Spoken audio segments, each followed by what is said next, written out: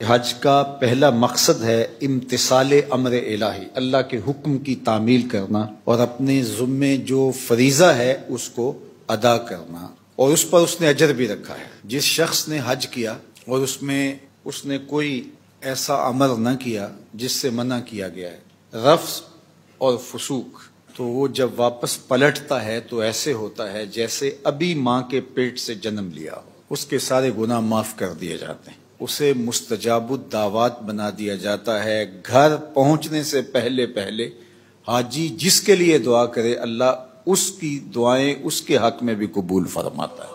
تو زندگی میں ایک مرتبہ حج فرض ہے، اور وہ بھی اس پر جو صاحب استطاعت ہے، اور اگر اللہ بار بار یا ہر بار نصیب فرمائے جب تک اس کی صحت استطاعت ہے تو یہ بھی ایک اچھی اور بہتر بات ہے۔ حج کا دوسرا مقصد رضا الہی کا حصول ہے، اور یہ حج کے علاوہ ہر نیک عمل کا مقصد ہے۔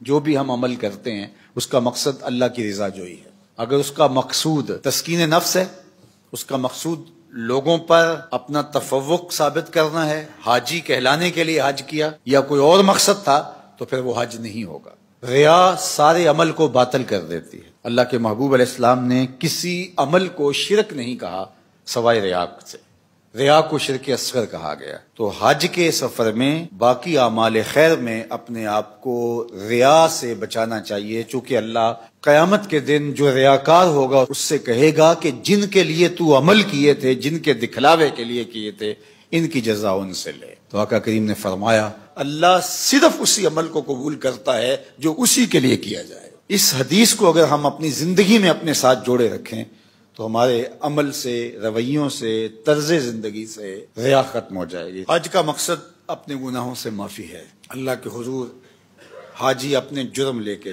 جاتا ہے۔ حضرت شیخ شبلی فرماتے ہیں حج مجموعہ ہے، ہا اور جیم۔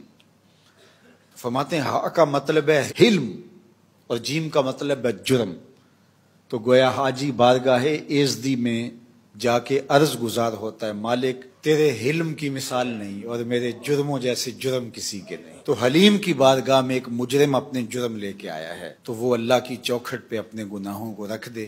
تو حج پھر ایک ایسا عمل ہے کہ جس کے نتیجے میں بندہ ایسے ہوتا ہے جیسے ابھی ماں کے پیٹ سے اس نے جنم لیا۔ تو گناہوں کی معافی کے لیے حج کیا جاتا ہے۔ حج کا ایک مقصد اجتماعیت کا عملی ظہور ہے۔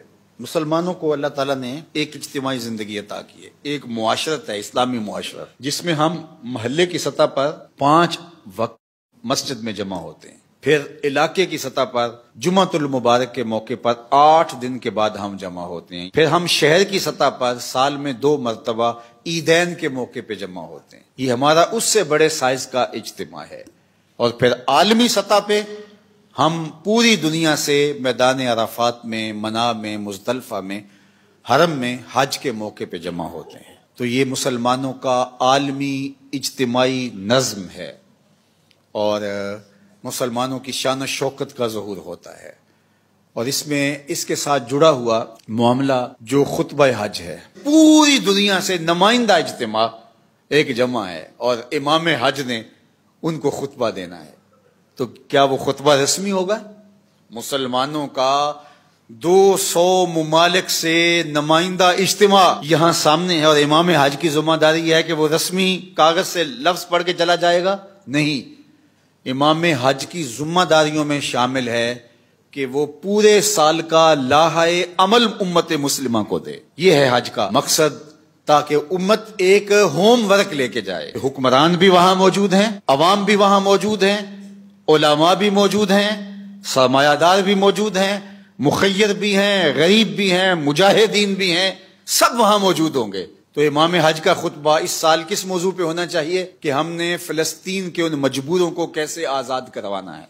اس میں حکمرانوں کی ذمہ داری کیا ہے، علماء کی ذمہ داری کیا ہے، امراء اور مخیر حضرات کی ذمہ داری کیا ہے، مجاہدین کس طرح کام کریں، اس کو ایک مربوط لاحہ عمل تیار کر کے لوگوں کے سامنے رکھنا ہوگا، ایک ہوم ورک دینا ہوگا۔ اس وقت الحاد کا فتنہ ہے، اور جو فتنے امت کو درپیش ہیں، اس وقت ہم باہمی افتراق کے اندر مبتلا ہیں، انتشار میں مبتلا ہیں۔